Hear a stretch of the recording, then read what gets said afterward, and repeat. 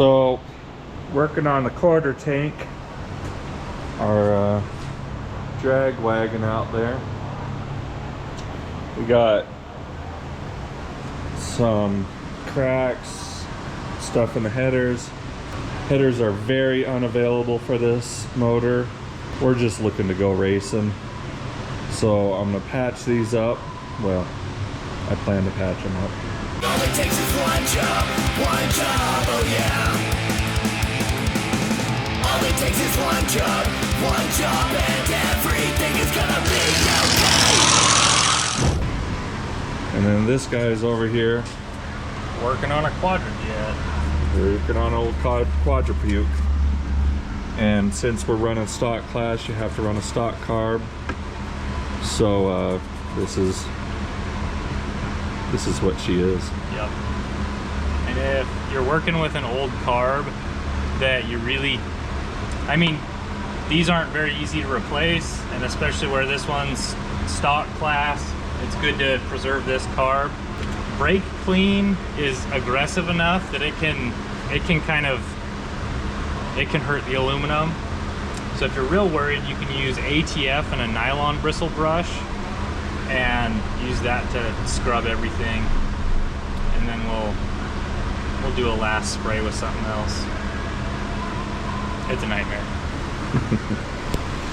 Those carbs are getting harder to find. Yeah, that's why Everybody's throwing an Eldrock at it. you try to, if you are working on one of these that isn't totally corroded, like, be gentle with it. Someone wants it. I had a Harv's 57 Buick in here, and he had it's 57, so it's an early 4-barrel quadra-jet, and I think we ended up with 3 of them that I mismatched together, and we just never could get that carb right. And so I ended up putting an Eldebrock on it. On Jade out here, we still have the quadra-jet, and I had the company out in Detroit actually redo that one. Surprisingly, Jade is actually a numbers matching car, which with its current paint job and grill is really doesn't matter. But that quadra-jet on Jade works bitchin'. We get 14 miles to the gallon with that 430, so zero issue with that. And then the secondaries are just humongous. Jade will be out on the highway and you'll be doing like 75, and you just lay it down when that new Challenger comes up on you, and that thing will get up to like 130 or something. It just blows this big old black smoke out the back and just goes. It's pretty bitchin'. That car really picks up on the highway. Like we pick up with Corvettes. Corvette will come be doing 90 some, and I wait until he's at my door and I get on it, and they just smile and give you the thumbs up because it does really well. And that's fully loaded, you know, kids and dogs and lizards and whoever else is riding with us. We've been putting this, Jared's actually been putting this Buick back together. The motor was rebuilt by Snow Machine before I bought it, the car, and he's who I actually use for everything. But we're putting it together and we have zero idea where anything is or how it goes. But we found that it has a little electric drive for the water pump, and we could get rid of the alternator on it actually, but it's very underdriven obviously, and so we'll just leave it on there. I plan on just putting the car back together exactly how it was. Oh, look at that, I never saw that. We got a line lock. Nice! Since this car ran 12.5s in Oklahoma, I'm not changing a damn thing. Somebody really figured this car out. Somebody spent a lot of time making this a drag car, so we're not going to undo any of that. But yeah, Jared's got the driveline back in. You know, the motor was out of it, so we're just trying to figure out where everything goes and how it was.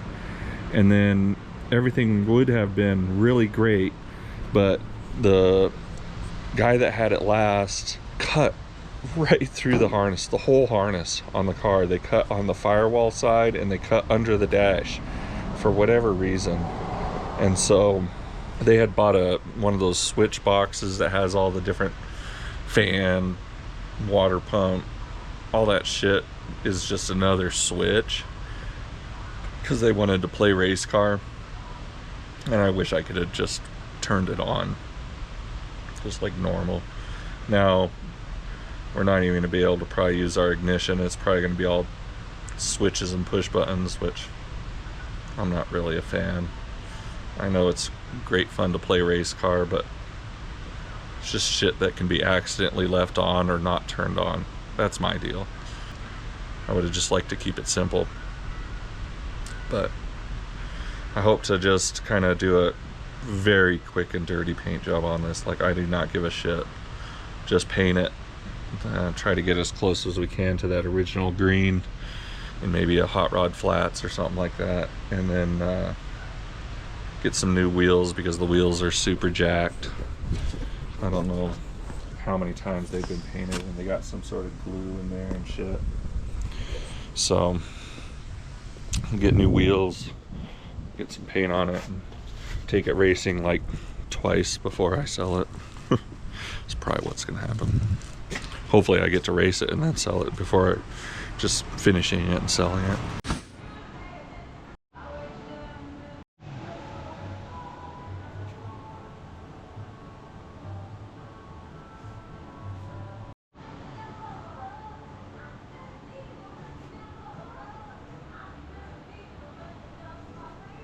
Well, I believe this is the starter for our drag wagon.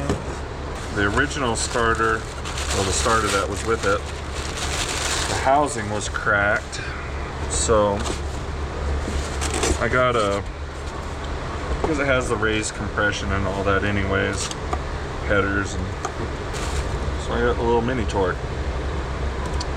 Show you how that compares. So when you're trying to fit your headers in there and stuff, and the reason they say torque, it is obviously mini, but it actually has 40% more torque than a factory one.